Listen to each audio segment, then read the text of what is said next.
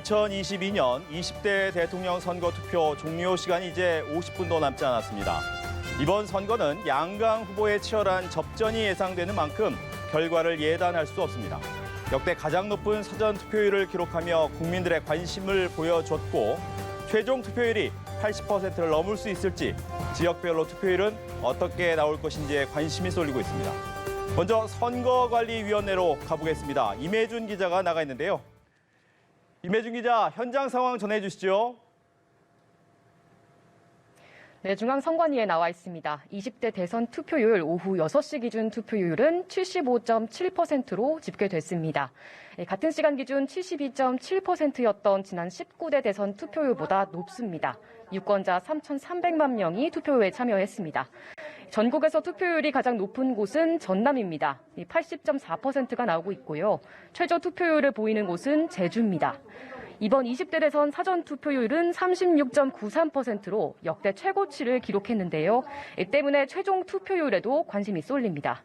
이 선관위는 이번 대선의 최종 투표율이 지난 19대 대선의 최종 투표율 77.2%보다 조금 더 높을 것으로 전망했습니다.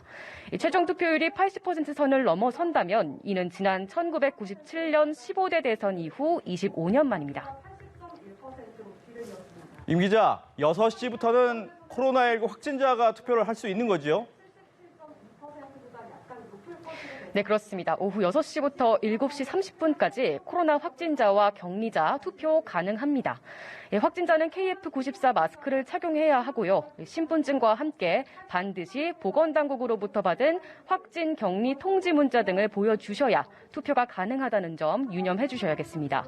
개표 작업은 확진자 투표까지 모두 마무리된 후 시작되는데요. 최종 개표 마감 시간은 내일 오전 8시 전후가 될 것으로 선관위는 예상하고 있습니다. 당선자 윤곽은 자정을 넘어서 나올 것으로 보입니다.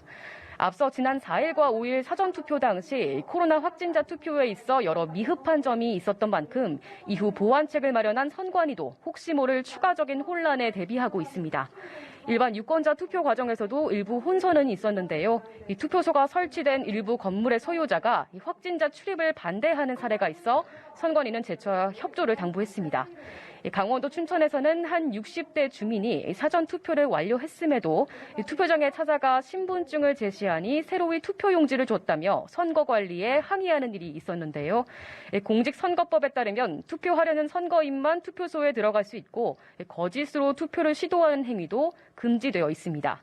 춘천시 선거관리위원회는 사위 투표 혐의로 해당 주민을 춘천경찰서에 고발했습니다.